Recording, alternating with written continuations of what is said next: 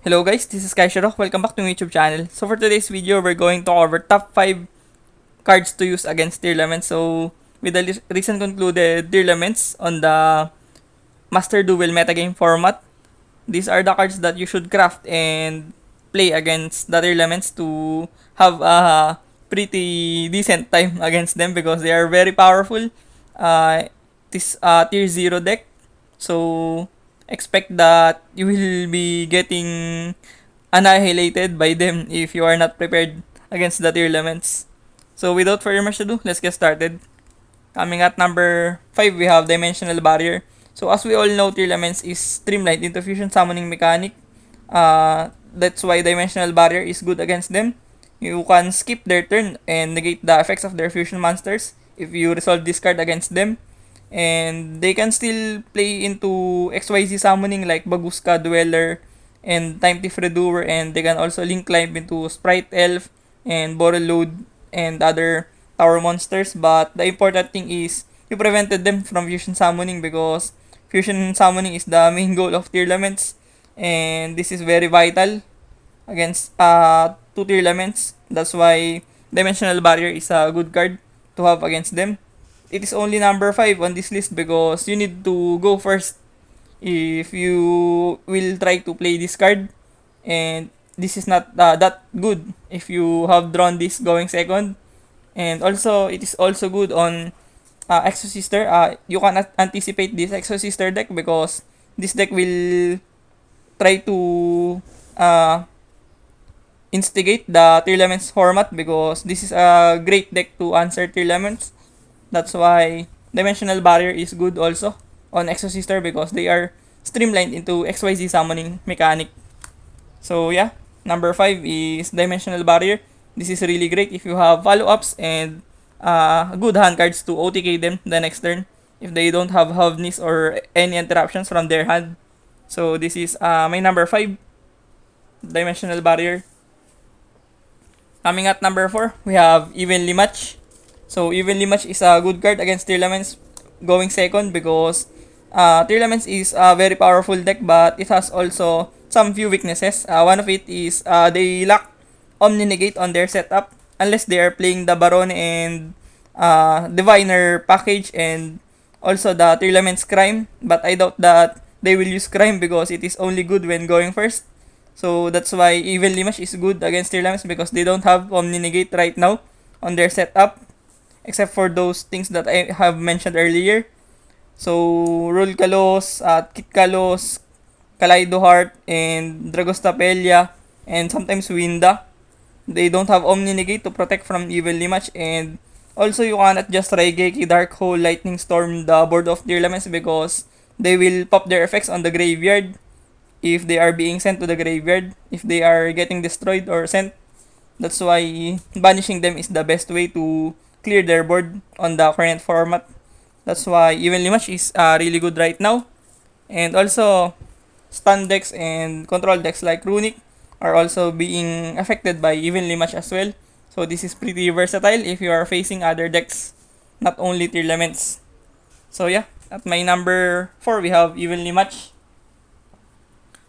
Coming at number 3, we have Ghost Reaper and Winter Cherries. So you use this card to answer the Tearlaments, especially the Tearlaments Kit Kalos. You can use this Ghost Reaper and Winter Cherries to answer it by banishing this card on their extra deck, while also having this card on your extra deck. You can just reveal it and banish the Tearlaments Kit Kalos of your opponent, Tearlaments player. So Tearlaments Kit Kalos is very vital to the Tearlaments. This is their best monster on their extra deck. Probably the most broken card of all time, if you would ask me. So, Ghost Reaper and Winter Cherries really feels good if you can resolve this against Tearlaments. They can still play if they don't have Get Kalos, but assume that they will get slower and their plays won't be much explosive without the Kit Kalos. That's why Ghost Reaper and Winter Cherries is a good remedy if you are trying to slow down the tempo of Tearlaments when facing against. So yeah, at number 3 we have Ghost Reaper and Winter Cherries to answer the Kalos. Coming at number 2, we have the Ishizu cards. So the Ishizu cards themselves are good answers to Tearlaments because if a Tearlament player is playing the Ishizu cards right now, they will usually use the Kelbeck and Agido that will mill both of the players' cards. So when you have Keldo and Mudora on your deck, if they are being sent to the graveyard as well as a result of their milling factors, so you can use these Mudora and Keldo to shuffle back their pivotal monsters on the graveyard such as Shayren, Havnis, and Merly. So you can use this Mudora to shuffle back them into the deck so that they won't resolve their effects. So yeah, Ishizu is a good answer also on Tearlaments if you are able to play this on your deck. So this is my number 2. Mudra and Kelbeck, the Ishizu shuffler cards. At number 1, without further explanation, Dimension Shifter. Of course, this card shuts down Tearlaments if you can resolve this against them. This card locks their graveyard interactions and potential snowballing from the graveyard. So Dimension Shifter is really good against Tearlaments. Decks like Exorcister, Fluandris, Sword Soul, and many other decks can play this card to compensate their power against the Tearlaments because power creeping on Tearlaments is a whole another level. This is probably the most powerful deck of all time up until this date. So Tearlaments is a deck that you should be prepared and well equipped when dealing against them. So Shifter will stun their turn, will skip their turn. So Shifter is my number 1 card here, only if your deck can play it. So I didn't include the usual Floodgate lineups of Necro Valley, Dimensional Fissure, and other cards like those Floodgating cards because not all of the decks can play that card.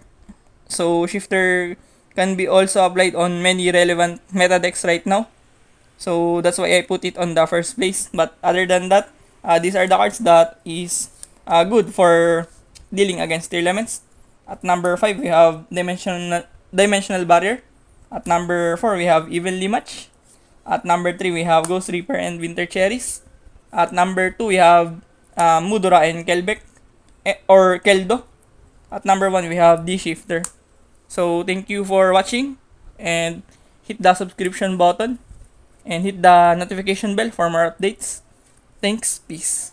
Fighting ways to get away, to see you again, see you again.